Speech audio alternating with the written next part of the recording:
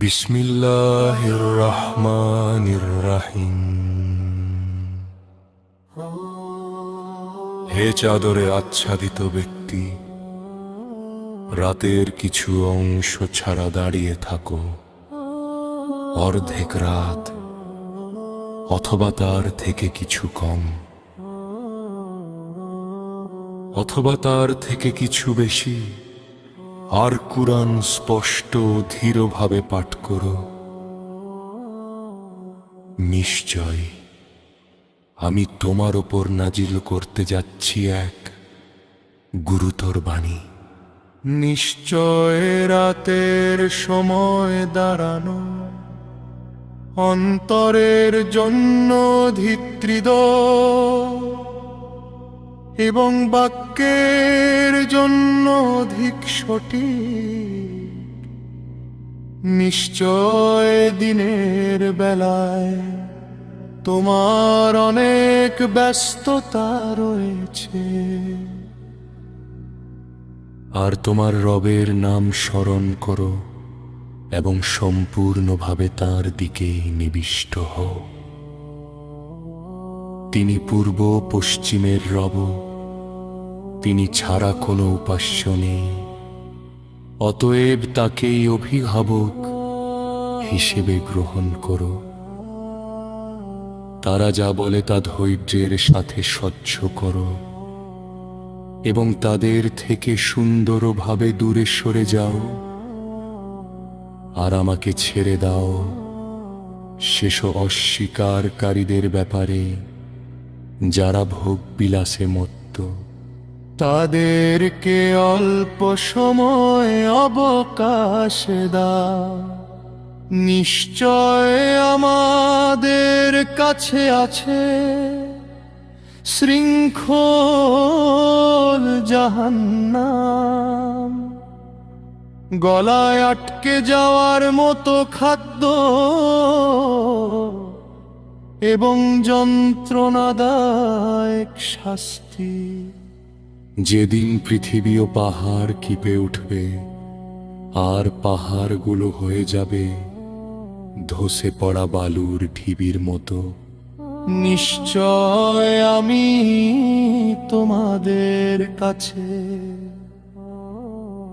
একজন রসূল পাঠিয়েছি, যিনি তোমাদের ওপর সাক্ষী হবেন। যেমন আমরা ফেরাউনের কাছে একজন রসূল পাঠিয়েছিলাম, কিন্তু ফেরাউন সেই রসূলের অবাধ্য হয়েছিল। ফলে আমরা তাকে কঠোরভাবে পাকড়াও করেছিলাম।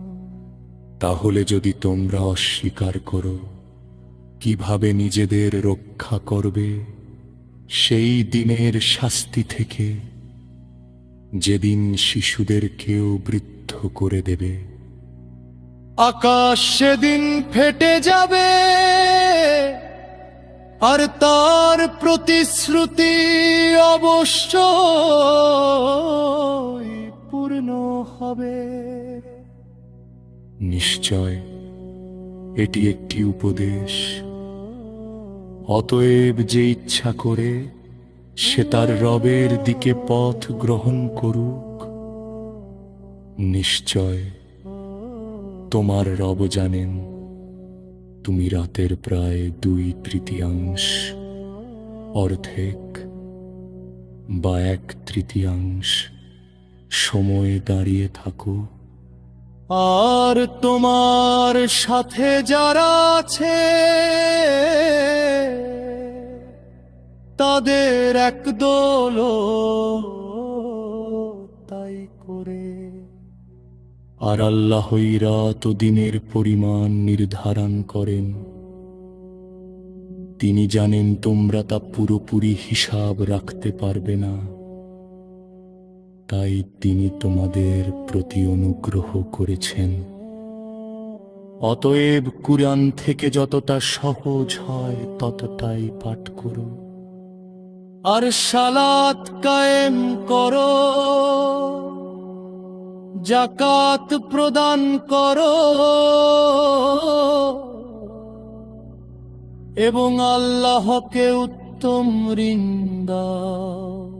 আর তোমরা নিজেদের জন্য যে তুল্যানদ্রে পাঠাবে তা আল্লাহর কাছে পাবে আরো উত্তম এবং অধিক প্রতিদান হিসেবে। আর আল্লাহর কাছে কোনো প্রার্থনা করো, নিশ্চয় আল্লাহ ক্ষমাশীল পরম দয়ালু।